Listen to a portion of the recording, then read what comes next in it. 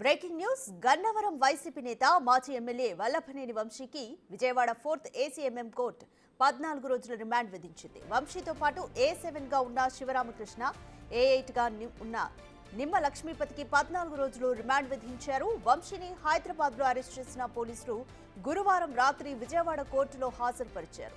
ప్రభుత్వం తరపున వీరగంధం రాజేంద్ర ప్రసాద్, వంశీ తరపున పొన్నవోలు సుధాకర్ రెడ్డి వాదనలు వినిపించారు. రాత్రి 11 నుంచి అర్ధరాత్రి 1:45 వరకు ఇరుపక్షాల వాదనలు కొనసాగాయి. ఈ వాదనలు కొలిక్కి రాకపోవడంతో న్యాయమూర్తి అదనంగా మరో అరగంట పాటు వాదనలు విన్నారు. తర్వాత ముగ్గురికి 14 రోజుల చొప్పున రిమాండ్ విధించారు. ముగ్గురిని విజయవాడ జిల్లా జైలుకు తరలించారు.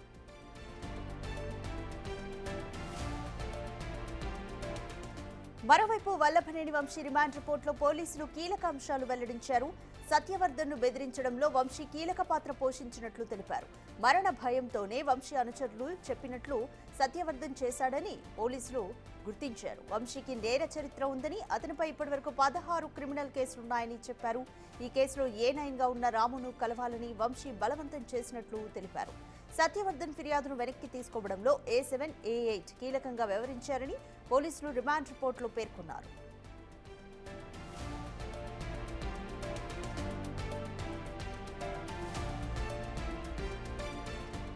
నిన్న ఉదయం హైదరాబాద్ లో వంశీని అరెస్ట్ చేసిన పోలీసులు విజయవాడకు తరలించారు. కృష్ణరంగ పోలీస్ స్టేషన్లో 8 గంటల పాటు ప్రశ్నించారు. వంశీతో పాటు ఇదే కేసులో మరో 2 నిందితులు ఎలిమినేని శివరామకృష్ణ ప్రసాద్, నిమ్మ లక్ష్మీపతిలను పోలీసులు విజయవాడలో అరెస్ట్ చేశారు. వీరిలో A1 గా వంశీ, A7 గా శివరామకృష్ణ ప్రసాద్, A8 గా నిమ్మ లక్ష్మీపతిని చేర్చారు.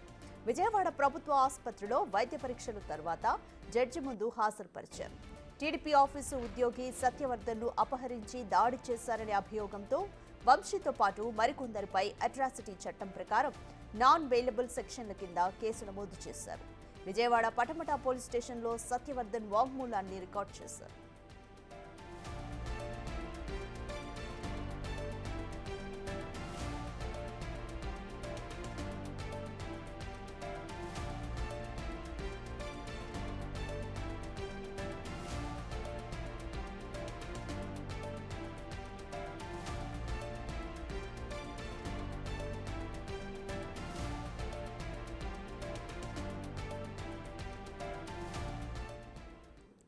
మోర్ డీటెయిల్స్ మా ప్రతినిధి శివ అందిస్తారు. శివ, వల్లభనేని వంశీకి 14 రోజులు రిమాండ్ విధించారు.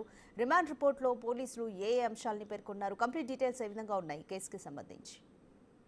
ఏదైతే నిన్న ఉదయం 6 గంటల సమయంలో హైదరాబాద్ మాదాపూర్ లో వల్లభనేని వంశీని అరెస్ట్ చేసిన విజయవాడ పటమట పోలీసులు ఆయన్ని మధ్యాహ్నం 12:30 సమయంలో విజయవాడ తీసుకొచ్చారు. అక్కడి నుంచి విజయవాడ భవానీపురం, అలాగే రైల్వే స్టేషన్ ప్రాంతం తదితర ప్రాంతాలు తిప్పి ఫైనల్ గా అతన్ని కృష్ణలంక పోలీస్ స్టేషన్ తీసుకెళ్లారు. పటమట పోలీస్ స్టేషన్ తీసుకెళ్తారని భావించారు. కానీ అనూహ్యంగా కృష్ణలంక పోలీస్ స్టేషన్ తీసుకొచ్చారు. దాదాపుగా 1 గంట నుంచి రాత్రి 9 గంటల వరకు కూడా ఆయన్ని అనేక అంశాలకు సంబంధించి అంటే 8 గంటల పాటు సుదీర్ఘంగా విచారణ చేపట్టిన పోలీసులు అక్కడి నుంచి ప్రభుత్వ వైద్యశాలకు తరలించారు. ఆ తర్వాత వైద్య పరీక్షల తర్వాత రాత్రి 11 గంటల సమయంలో కూడా న్యాయమూర్తి ఎదుట హాజరుపరిచారు. అక్కడి నుంచి దాదాపుగా అర్ధరాత్రి 2 గంటల ఇరు వర్గాల నుంచి భారీ స్థాయిలో వాదనలు జరిగిన పరిస్థితి కనిపించింది. ఒక దశలో వాదనలు రేపు వింటామని చెప్పి న్యాయమూర్తి చెప్పిన పరిస్థితి కనిపించింది. కానీ పోలీసుల విజ్ఞప్తి మేరకు కూడా వాదనలు వినేందుకు న్యాయమూర్తి అంగీకరించి తిరిగి మరొక అరగంట సేపు వాదనలు విన్న పరిస్థితి కనిపిస్తా ఉంది. దాదాపుగా 2:30 సమయంలో కూడా మొత్తం ముగ్గురికి 14 రోజుల పాటు రిమాండ్ విధిస్తూ న్యాయమూర్తి తీర్పును వెలువరించారు. అయితే రిమాండ్ రిపోర్ట్ లో పోలీసులు అనేకమైన కీలక అంశాలని పేర్కోవడం జరిగింది. ముఖ్యంగా సత్యవర్ధన్ ని వైజాగ్ లో ఉంటే అక్కడ వైఎస్ఆర్సీపీ నేతలు కొంతమంది వంశీ నేతృత్వంలో దాచిపెట్టారు. కిడ్నాప్ చేసి బలవంతంగా కేసు విత్డ్రా చేయించి దాచిపెట్టారు. అతన్ని ప్రాణాలని కాపాడాము, వైజాగ్ నుంచి తీసుకొచ్చామని చెప్పి చెప్పడం జరిగింది. అలాగే ఈ కేసులో ఉన్న ఎవరైతే A1గా ఉన్న వంశీకి సంబంధించి లా అండ్ ఆర్డర్ పై ఏమాత్రం కూడా రెస్పెక్ట్, బాధ్యత అనేది లేని పరిస్థితి కనిపించింది. దాదాపుగా 16 కేసుల్లో ఆయన A1 నిందితుడిగా ఉన్న పరిస్థితి కనిపిస్తా ఉంది. అలాగే ఈ కేసులో A1, A7, A8 మళ్ళీ ఇలాంటి నేరాలు చేయకుండా అరెస్ట్ చేయాల్సిన అవసరం ఉంది. భవిష్యత్తులో వీరు ఇటువంటి నేరాలు చేయాలంటే కఠినంగా శిక్షించాల్సిన పరిస్థితి కనిపిస్తా ఉంది.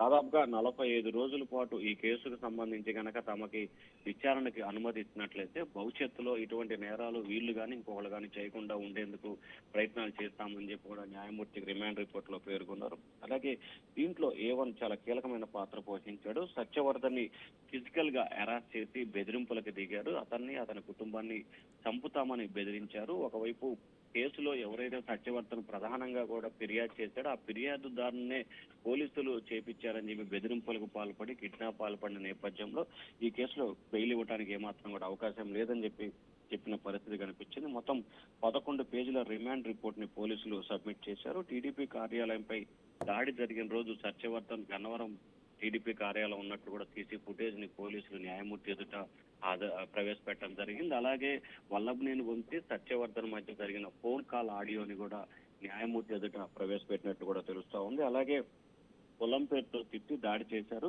అప్పుడే సత్యవర్ధన్ పోలీసులకు ఫిర్యాదు చేశారు. కానీ మధ్యలో కుటుంబ సభ్యుల్ని అతన్ని చంపుతామని బెదిరింపులకు పాల్పడడంతో గత్యంతరం లేకే న్యాయమూర్తి ఎదుట హాజరుపరిచి తప్పుడు నివేదిక ఇచ్చారని చెప్పారు. సో మొత్తానికి అంగీకరించకపోవడంతో కూడా కుటుంబ సభ్యుల్ని బెదిరించే ప్రయత్నం చేస్తే గత్యంతరం లేక అంగీకరించాడని చెప్పి రిమాండ్ రిపోర్ట్ లో పేర్కొనడం జరిగింది. అయితే భయపడి సత్యవర్ధన్ హైదరాబాద్ వెళ్లిపోయారు. అప్పటికి మళ్ళీ బెదిరింపులకు పాల్పడటంతో తిరిగి విజయవాడ తీసుకొచ్చి విజయవాడలో ఈ అంగీకార పత్రాలు ఇవన్నీ కూడా జరిగినట్లు పోలీసులు రిమాండ్ రిపోర్ట్ లో పేర్కొన్నారు. వంశీ అనుచరులు బలవంతంగా సత్యవర్ధన్ ని కిడ్నాప్ చేసి కేసును విత్డ్రా చేసుకునే విధంగా ప్రయత్నాలు చేసినట్లు రిమాండ్ రిపోర్ట్ లో పేర్కొన్నారు. ప్రస్తుతం విజయవాడ జిల్లా జైల్లో వంశీ అతనితో పాటు మిగిలిన A7, A8 ఇద్దరు నిందితులు కూడా రిమాండ్ ఖైదీగా ఉన్నారు. రాధిక. రైట్ శివ, వంశీపై ఏ సెక్షన్ల కింద కేసు నమోదైంది? అన్ని నాన్ బెయిలబుల్ సెక్షన్లేనా? అలాగే వంశీ భార్య ఏమంటున్నారు? న్యాయ పోరాటం చేస్తా అనైతే ఖచ్చితంగా చెప్తున్నారు. ఇంకా ఏమంటున్నారు వంశీ భార్య? అంటే ప్రధానంగా చూసుకుంటే ఈ కేసులో వంశీకి సంబంధించి కూడా అనేక అంశాలకు సంబంధించి కూడా వాళ్ళు సెక్షన్ల కింద కేసులు నమోదు చేశారు. అంటే వంశీకి సంబంధించి మొత్తం 16 కేసులు, గతంలో ఉన్న అన్ని కేసుల వివరాలను కూడా పోలీసులు న్యాయమూర్తి ఎదుట ప్రవేశపెట్టడం జరిగింది. ఎఫ్ఐఆర్ నెంబర్లు, సెక్షన్లు, తాజాగా చూసుకుంటే కనుక గత ఎన్నికల సమయంలో కూడా ఏదైతే హనుమాన్ జంక్షన్ లో ఎంఆర్ఓ కార్యాలయంలో ఫర్నిచర్ ధ్వంసానికి సంబంధించిన చేసిన వ్యవహారం ఇట్లా అనేక అంశాలకు సంబంధించి కూడా ఆయనపై కేసులు నమోదైన వివరాలను పూర్తి స్థాయిలో ఇవ్వడం జరిగింది. అయితే వల్లభనేని వంశీకి సంబంధించి కూడా హత్యా ప్రయత్నం, దాడి, కిడ్నాప్ కు సంబంధించిన కేసులను కూడా నమోదు చేసినట్లు తెలుస్తా ఉంది. ఏదైతే ఎఫ్ఐఆర్ నెంబర్ 86/2025 కింద కేసు నమోదు చేశారు. BN act 140 section bracket A, అలాగే 308, 351 రెడ్ విత్ 3 కింద కూడా కేసులు నమోదు చేశారు. ఇది SC/ST అట్రాసిటీ కేసుతో పాటు బెదిరింపులు, కిడ్నాప్, హత్యా ప్రయత్నం కేసుల కింద కూడా ఆయనకు నమోదు చేసినట్లు తెలుస్తా ఉంది. వీటితో పాటుగా మిగిలిన కేసులకు సంబంధించి కూడా ఒక్కొక్కటిగా వెలుగులో తీసే ప్రయత్నాలు అయితే కొనసాగుతున్నాయి. ప్రస్తుతం విజయవాడ ఆయన సతీమణికి సంబంధించి కూడా ఏ కేసులో అరెస్ట్ చేశారో, ఎందుకు అరెస్ట్ చేశారో, అసలు అరెస్ట్ చేయడానికి కారణాలు ఏంటి, ఎటువంటి వివరాలు తమకి చెప్పట్లేదు. కానీ బలవంతంగా రాజకీయ కక్షతోనే తన భర్తని అరెస్ట్ చేసి రిమాండ్కి పంపించే ప్రయత్నం చేశారు. ఖచ్చితంగా ఉన్నత న్యాయస్థానాన్ని ఆశ్రయిస్తాను, హైకోర్టులో తనకి న్యాయం జరుగుతుందని నమ్మకం ఉంటుంది, ఖచ్చితంగా హైకోర్టుకి వెళ్తానని చెప్పి అయితే ఆమె నిన్న అర్ధరాత్రి మీడియాతో మాట్లాడారు. రాధిక. Thank you Shiva.